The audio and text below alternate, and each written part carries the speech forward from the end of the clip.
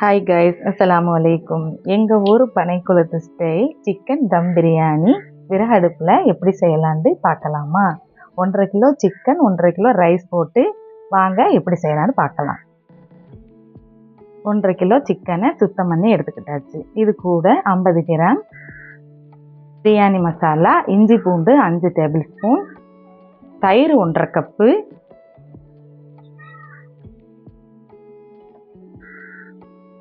நாலு பச்சை மிளகா, ஒரு பெரிய சைஸ் தக்காளி, கொஞ்சமாக புதினா மல்லி இலை, 2 டேபிள் ஸ்பூன் நெய், தேவையான அளவு உப்பு. இப்போ இது எல்லாத்தையும் நல்லா மிக்ஸ் பண்ணிக்கிறலாம். 2 மணி நேரம் ஃப்ரிட்ஜில் ஊற வச்சுக்கிறலாம். இப்போ பிரியாணி செய்ய ஆரம்பிக்கலாம். 150 ml எண்ணெய் சேர்த்துக்கிறலாம். பட்டை, கிராம்பு, ஏலக்காய், அன்னாசி பூ இதெல்லாம் போட்டு எண்ணெயில் வதக்கிட்டு 600 கிராம் பெரிய வெங்காயத்தை நல்லா பொடியாக கட் பண்ணி இந்த எண்ணெயில் சேர்த்து நல்லா வதக்கிக்கிடலாம். கொஞ்சம் பொறுமையாகவே பொன்னிறம் ஆகிற தட்டில் நம்ம வதக்கிறோன்னு.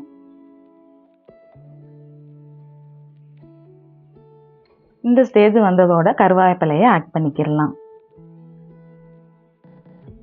பச்சை மிளகா அதையும் சேர்த்துக்கிடலாம். ஒரு கட்டு புதினா மல்லியை பொடியாக கட் பண்ணி இதில் சேர்த்து அதையும் நல்லா வதக்கி விட்டுக்கிடலாம். பிரியாணி ரம்ப இலை சேர்த்துக்கிடலாம். இது சேர்த்துக்கிட்டா பிரியாணி நல்லா வாசமாக இருக்கும்.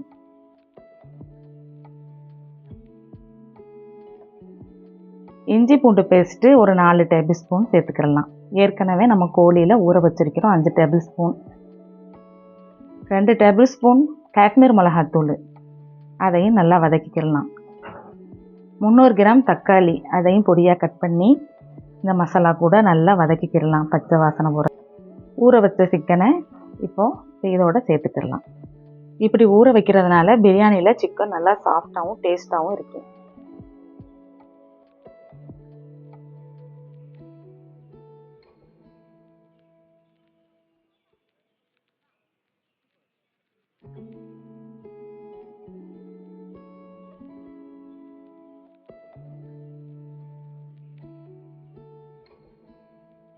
சிக்கனை சேர்த்து நல்லா கிண்டி விட்டு இப்போ மூடி போட்டு மூடி வச்சிடலாம். அடி பிடிக்காமல் இருக்க கொஞ்சம் திறந்து பார்த்து நம்ம தான் கிண்டி விட்டுக்கிறோன்னு. அடுப்பு எரிகிறத பொறுத்து நம்ம கிண்டி விட்டுக்கிறலாம்.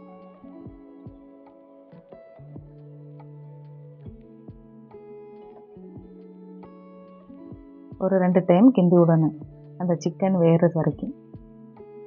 சிக்கன் பாதி வெந்தாலே போதும். நம்ம ரைஸ் சேர்த்துடலாம்.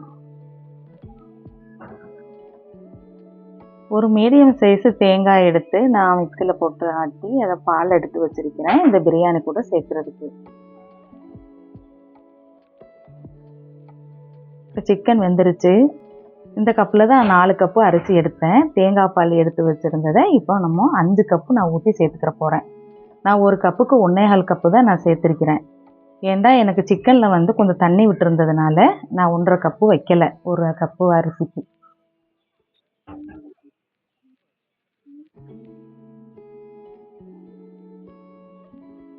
இப்போ 1/2 மணி நேரம் ஊற வச்ச பாஸ்மதி அரிசியை நான் சேர்த்துக்கிறேன்.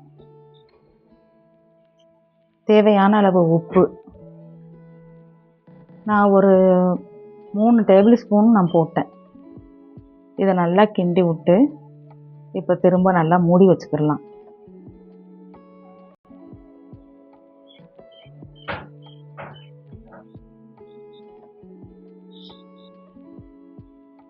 ஒரு 2 கொதி இந்த மாதிரி வந்ததுக்கு அப்புறமா ஒரு எலுமிச்சம்பழச்சாறை இதில் நான் சேர்த்துக்கிறேன்.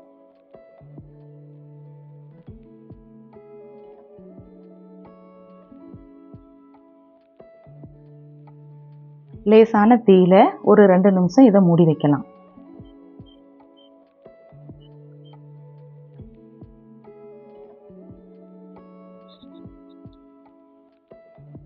நூறு கிராம் நெய்யை இந்த பிரியாணி கூட சேர்த்துக்கிறேன். நெய் இந்த ஸ்டேஜில் சேர்த்தா தான் பிரியாணி நல்லா வாசமாக இருக்கும். கொஞ்சம் புதினா மல்லியும் ஆட் பண்ணி நல்லா கீழையும் வரைக்கும் கிண்டி விட்டுக்கிறங்க. ஏன்னா அந்த நெய் வந்து எல்லா இடத்துலையும் போகிற மாதிரி நல்லா கிண்டி விட்டுக்கிடலாம்.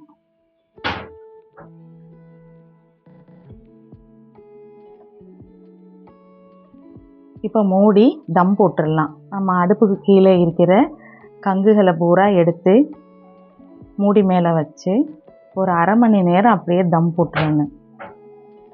இப்போ அரை மணி நேரம் ஆயிடுச்சு. பிரியாணி சூப்பராக கமகமண்டு வந்துருச்சு நமக்கு.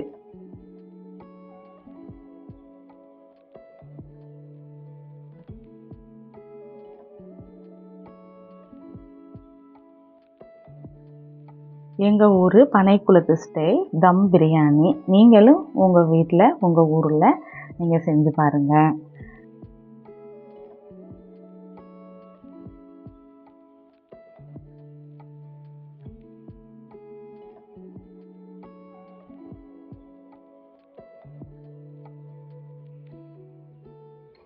இந்த சுவையான சிக்கன் தம் பிரியாணி கூட தாளிச்சா வச்சு, சம்பல் வச்சு, முட்டை வச்சு உங்கள் வீட்டில் எல்லாத்துக்கும் பரிமாறுங்க.